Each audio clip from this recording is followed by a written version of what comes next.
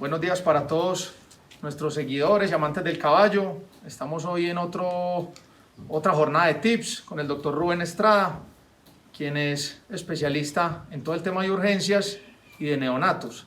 En el tema de hoy hablaremos un poco sobre el potro recién nacido o los neonatos y sobre cuáles son las principales medidas a tener en cuenta cuando una yegua va a criar, cuando cría y qué es lo primero que tenemos que mirar.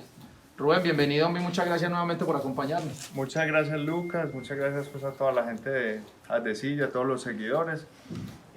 Sí, lo que vamos a hablar acá es más o menos esos cuidados, esas primeras inspecciones y observaciones que tenemos que realizar a ese recién nacido para que cualquiera de nosotros, sea el veterinario o el que lo cuida o el propietario, el dueño, pues esté identificando si ese potro que acaba de nacer va por buen camino o va a requerir de pronto una asistencia adicional.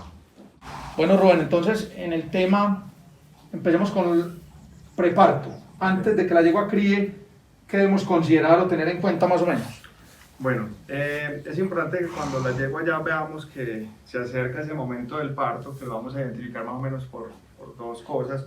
Uno es porque la fecha de inseminación la tenemos, o la fecha de ovulación de la yegua, entonces sabemos que esa yegua ya se está aproximando a parirse. ¿Cuántos días en promedio son, Rubén, según la fecha? Generalmente el tiempo de gestación de estas yeguas criollas está alrededor de unos 330 días.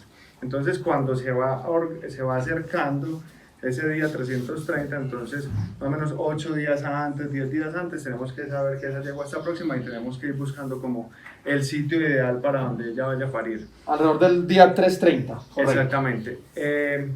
Lo segundo es, si no tenemos esa fecha con mucha precisión, porque fue una monta directa, porque se sirvió y no tenemos el dato, entonces otra es inspeccionar la yegua, que empieza ella a tener ese desarrollo de la glándula mamaria, de pronto empieza a tener algo de secreción, empieza a relajar un poco esos ligamentos pélvicos que lo veíamos hace un par de días con Oscar, que decíamos que ya la yegua está muy cerca porque empieza a relajar esos ligamentos pélvicos. Entonces sabemos que la yegua está próxima. Lo que decimos a desencajar, que uno dice, está empezando a desencajar la yegua. Correcto. Como a colgarse. Correcto, a colgarse un poco esa musculatura del tren posterior.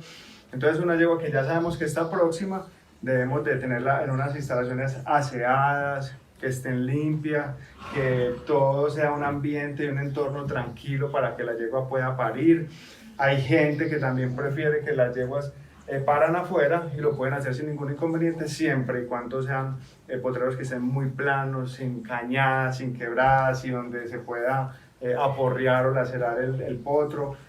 Idealmente potreritos pequeños donde siempre tengamos vigilancia, siempre tengamos inspección, siempre los estemos mirando, generalmente el potrerito más cerca que tengamos y ojalá no en alambre sino en varetas. En vareta, correcto. Bueno, ahora vamos al potro, Rubén. Normalmente pues tenemos instalaciones monitoreadas con cámaras en algunos criaderos, en algunas fincas pues hay personas que van celando en la noche, etcétera, etcétera. Pero lo más normal, pues desde que uno tiene uso de razón, es que se levanta uno por la mañana y pasó y encontró la yegua parida, ¿sí? Pues hablemos un poco del caso de esta yegua, pero ¿cuáles son esas primeras, esos primeros signos o esas primeras cosas que uno observa a la hora de ver un potro pues ahí ya en la pesebrera que cuando parió la yegua? Sí, correcto, ve. Son básicamente como 3 cosas importantes que tenemos que notar. Lo primero es que ese potro en esa primera hora de vida debe de pararse. Generalmente en esa primera hora de vida ese potro debe pararse, generalmente solo debe pararse. En la segunda hora de vida también hay un aspecto bien importante, que esperar máximo hasta esa segunda hora de vida para que él empiece a mamar, que él empiece a tomar ese calostro, que empiece a tomar esas inmunoglobulinas para inmunizarse. Y en la tercera hora de vida pasan como 2 aspectos importantes también. Uno es que el potro empieza a expulsar el meconio, que es esa primera materia fecal que se produce allá desde la vía fetal, y el potro debe empezar a expulsar ese meconio porque si no lo hace adecuadamente, entonces se empieza a producir el primer cólico del recién nacido, que es la impactación por el meconio. Muy frecuente. Muy frecuente. Potros que no maman adecuadamente, potros que se alteran en los tiempos de pararse, se alteran en los tiempos de mamar, entonces ya vamos a ver que se va a producir este problemita frecuente, que es la impactación del meconio. Y en la tercera hora, el segundo aspecto importante es la expulsión de las membranas fetales de la yegua, que no es lo que le decimos como el resto de la placenta, pues, o que terminó, pues normalmente no, ya terminó de botar la placenta, pero en realidad no es la placenta, sino otro tipo de membranas. Exacto, correcto. Lo que se dice es que en esa tercera hora la yegua va a expulsar todas esas membranas fetales. Las membranas fetales básicamente son dos, una que es la placenta, que es una estructura, una bolsa roja, y otro que es el saco amniótico, que es una telita donde ellos nacen, que es una telita como transparente, blanquecina. Esas dos membranas deben de expulsarse a la tercera hora. Entonces, hombre, no tiene que ser un veterinario, no tiene que ser un técnico, no tiene que ser una persona especializada en el tema. Y lo que yo siempre recomiendo es que vayan y revisen la placenta, la inspeccionen, la observen. Pues yo que vengo acá todos los días, pues yo mismo cuando ellas se paren yo las hago y las inspecciono y las reviso. Pero cualquier persona en la finca lo puede realizar. Esa placenta debe ser roja, intensa y de un aspecto aterciopelado.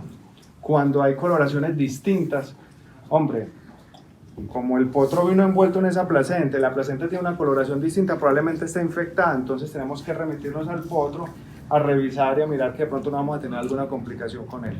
Bueno, ahora vámonos al potro, Rubén. Yo veo un potro recién nacido y cómo sé que está bien o que está mal, ¿qué es lo que empezamos a mirar? Sí, correcto. Un aspecto bien importante que siempre debemos de realizar a distancia, antes de empezar a manipular el potro y a cogerlo y hacerlo, es tratar de mirar como evaluar su estado mental. Generalmente el estado mental de un potro es así, normal, él es reactivo, si lo queremos coger él va a reaccionar, si movemos la yegua se va a caminar detrás de la yegua, si en este momento hiciéramos el ejercicio de sacar la yegua, pues él va a interactuar y va a querer salir. Eso me hace pensar a mí de que el estado mental del potro es normal. Que no sean como tristes, como acongojados. Que no sean deprimidos, que no estén tristes, que estén alertas y atentos. Eso es como un estado mental normal para un recién nacido. Otro aspecto muy importante y que debemos de evaluarlo no solo los veterinarios, sino también los propietarios de los caballos, es los aplomos del potro. Muchos potros con muchísima frecuencia nacen con unas condiciones que llaman deformaciones angulares y deformaciones flexurales, que en algún momento lo hemos hablado. Las deformaciones angulares son unos ángulos que se forman en los potros en las articulaciones.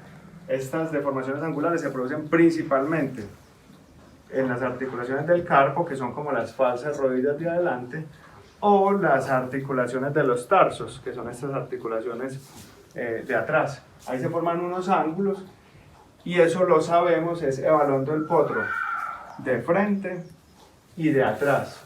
De frente y de atrás. Muchos de ellos nacen con una condición que se llama un valgus. Valgus es rodillas hacia adentro, tal cual lo está haciendo este potrico. Si lo ves de frente, estás viendo que las rodillitas, los carpos, están un poco desviados hacia adelante, y lo mismo lo hacen atrás.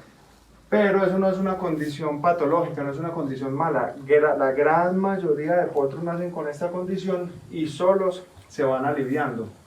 ¿Qué pasa?